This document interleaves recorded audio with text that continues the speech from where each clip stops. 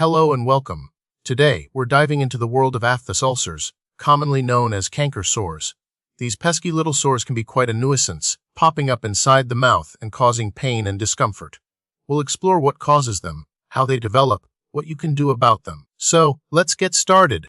The exact cause of aphthous ulcers remains a bit of a mystery, but it's believed to be multifactorial. That means several factors likely contribute to their development.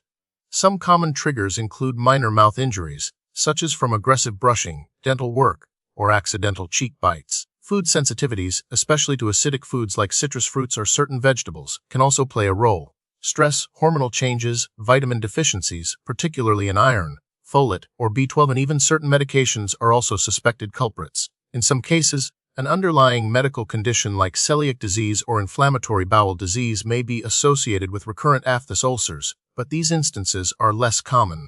While the precise mechanisms are still being investigated, the current understanding is that aphthous ulcers involve a localized immune response. It's thought that the immune system mistakenly identifies certain cells in the mouth lining as foreign invaders. This triggers an inflammatory response, leading to the formation of a shallow ulcer. The initial breakdown of the oral mucosa is followed by an infiltration of immune cells, primarily T lymphocytes, which release inflammatory mediators like cytokines.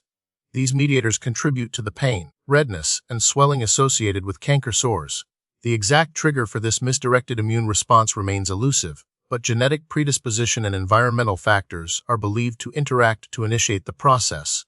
Aphthous ulcers are a very common condition, affecting a significant portion of the population. It's estimated that around 20% of people experience them at some point in their lives.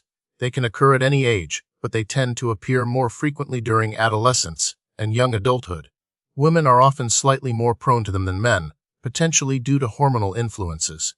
While aphthous ulcers can affect people of all races and ethnicities, some studies suggest that they might be more prevalent in certain populations.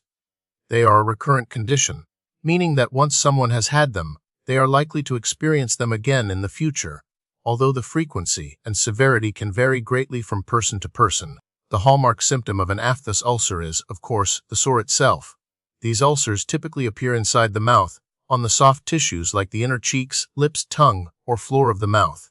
They usually start as small, round or oval lesions with a white or yellowish center and a red, inflamed border.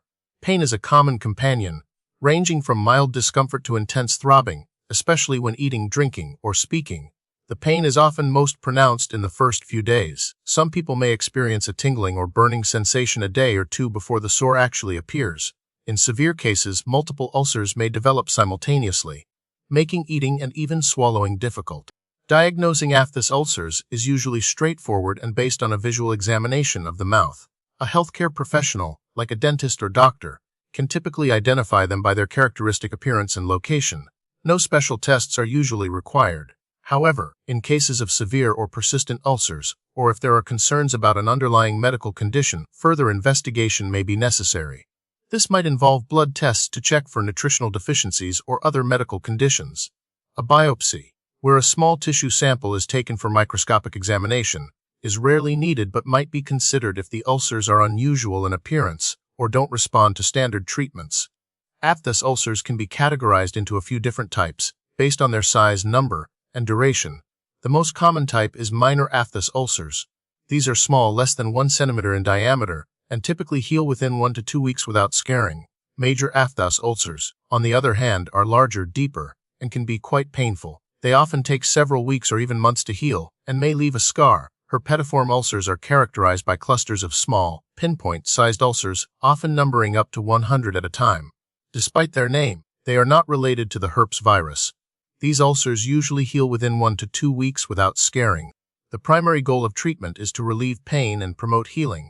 Since aphthous ulcers usually resolve on their own, treatment is often focused on managing symptoms. Over-the-counter pain relievers, such as ibuprofen or acetaminophen, can help alleviate discomfort. Topical treatments, like antiseptic mouthwashes or gels containing corticosteroids or anesthetics, can be applied directly to the ulcers to reduce inflammation and numb the area. For more severe cases, a doctor may prescribe stronger corticosteroids or other medications. Good oral hygiene, including gentle brushing and avoiding irritating foods, is also important.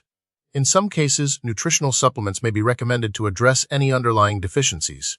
Cauterization, using chemicals or lasers, can sometimes be used to seal the ulcer and promote faster healing, but it is typically reserved for particularly persistent or painful ulcers.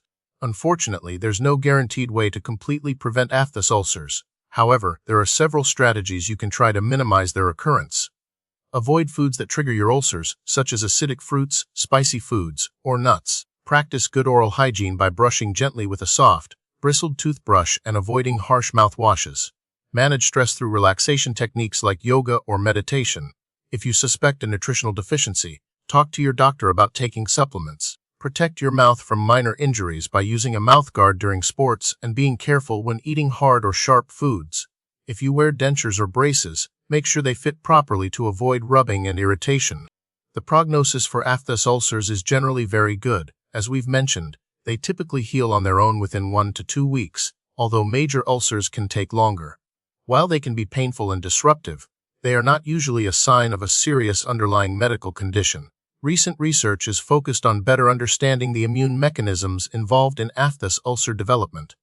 This could lead to the development of more targeted and effective treatments in the future. Scientists are also exploring the potential role of specific genes and environmental factors in predisposing individuals to recurrent aphthous ulcers. While a definitive cure remains elusive, ongoing research offers hope for improved management and prevention strategies in the years to come. Thanks for watching.